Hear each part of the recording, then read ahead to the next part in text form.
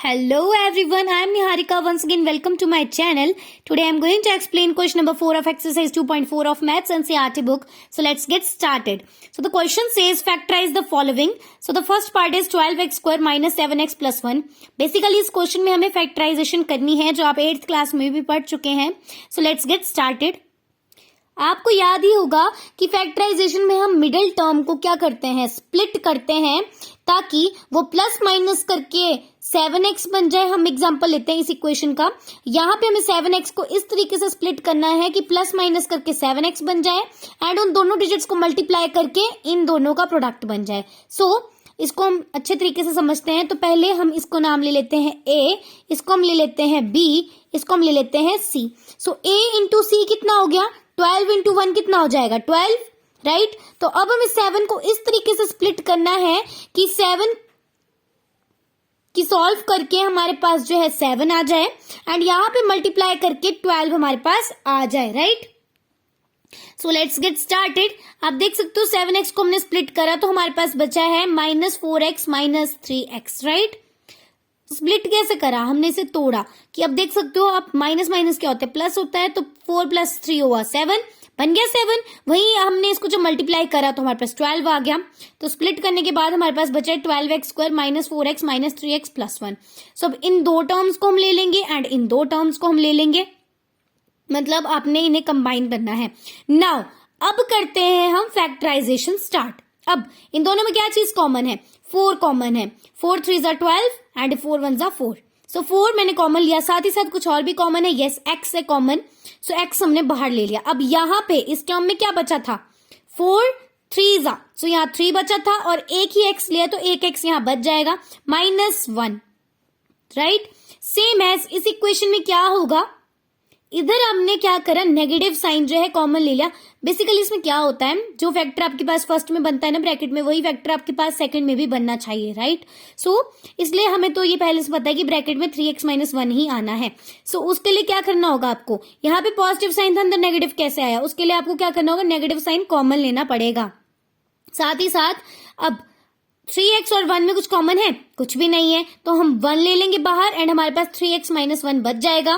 अब यहाँ जो डिजिट आया था और ये जो डिजिट था वो एक ब्रैकेट में जाते हैं 4x - 1 एंड ये जो हमारे पास आया था वो दूसरे ब्रैकेट में जाता है 3x - 1. So this is the solution for the a part. Now b part, 2x square plus 7x plus 3. ये है a, ये है b, ये है c. a इंटू सी कितना हो जाएगा, 6, राइट.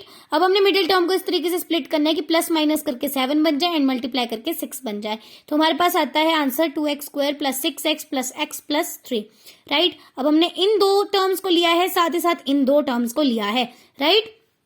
सो यहाँ पे इन दोनों में क्या चीज कॉमन है, 2x, राइट. देखो 2 1 = 2 एंड 2 3 = 6. दोनों में 2 कॉमन है, 2 बाहर आया. x भी कॉमन है, x ले लिया. अब ब्रैकेट में क्या बचा, यहाँ का x बचा, यहाँ का 3 बचा. सेम एज यहाँ पे भी ब्रैकेट में x + 3 आना चाहिए एंड यहाँ पे भी डिजिट x + 3 है. मतलब यहाँ कॉमन क्या है, कुछ भी नहीं, तो हम +1 कॉमन ले लेंगे एंड ब्रैकेट में बचा x + 3. अब 2x और ये +1 ये एक ब्रैकेट में गए 2x + 1 और ये जो ब्रैकेट में नेक्स्ट डिजिट आई थी वो सेकंड ब्रैकेट में जाएगी x + 3. So this is the solution for b part. Now the c part, 6x square plus 5x minus 6. सो ये है a, ये है b, ये है c. a इंटू सी कितना हो जाएगा, 36. अब मल्टीप्लाई करके हमारे पास जो है 36 आना चाहिए एंड प्लस माइनस करके जो है हमारे पास 5x बनना चाहिए, राइट. यहाँ पे हमने जब स्प्लिटिंग करी तो हमने लिया 9x - 4. इसी से तो 5 बनेगा एंड 9 4 = 36 बनेगा. हमारे पास टर्म्स बनी 6x square plus 9x minus 4x minus 6. यहाँ पे भी दो टर्म्स को कंबाइन कर लिया एंड इधर की दो टर्म्स को कंबाइन कर लिया. अब हमने ढूंढने हैं कॉमन. यहाँ पे कॉमन क्या है, आप देख सकते हो दोनों 3 के टेबल में आते हैं, तो 3 हमने कॉमन लिया. साथ ही साथ एक x तो दोनों में कॉमन है ही, तो x भी बाहर ले लिया. ब्रैकेट में क्या बचेगा, 2 एंड एक x जो बच गया था, प्लस यहाँ पे क्या बचता है, 3. माइनस. अब आप देख सकते हो दोनों के पास माइनस था तो हमने माइनस ही कॉमन ले लिया. साथ साथ ये दोनों 2 के टेबल में आते हैं तो 2 हमने बाहर ले लिया. हमारे पास ब्रैकेट में क्या बचा, 2x + 3 ब्रैकेट क्लोज, ठीक है. अब ये जो बाहर बाहर के डिजिट थे वो आ जाएंगे एक ब्रैकेट में एंड जो ये अंदर वाले ब्रैकेट में जो था डिजिट वो आ जाएगा सेकंड ब्रैकेट में. हमारे पास सॉल्यूशन आता है 3x - 2 मल्टीप्लाई बाय 2x + 3. अब जो हम ब्रैकेट लगाते हैं तो उसी को मल्टीप्लाई कहते हैं, right. Now the last part, 3x square minus x minus 4. यहाँ पे हमने मिडिल टर्म को इस तरीके से स्प्लिट करना है कि प्लस माइनस करके x बन जाए एंड मल्टीप्लाई करके 3 × 4 मीन्स 12 बन जाए, राइट. हमने यहाँ पे क्या करा, 4 से हमने लेस कर दिया 3 को, राइट। अब बड़ी डिजिट के साथ तो नेगेटिव साइन होना चाहिए, तभी तो नेगेटिव आएगा इस डिजिट के साथ। सो -4x प्लस 3x, यहाँ पे हमारे पास जो इक्वेशन बनती है वो बन जाएगी 3x square minus 4x plus 3x minus 4। ठीक है, अब कंबाइन करते हैं डिजिट्स को।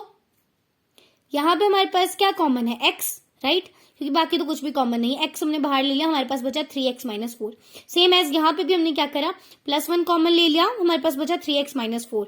अब बाहर के जो डिजिट्स थे वो आ जाएंगे एक ब्रैकेट में विच इज x+1, एंड जो ये ब्रैकेट के अंदर वाला डिजिट था वो आ जाएगा सेकंड ब्रैकेट में which is 3x minus 4। So this is the solution for the last part. So this was the third question of exercise 2.4. For more videos, please subscribe my channel. Till then, bye-bye. Sorry, it was question number 4. So this is the solution for question number 4. Bye-bye.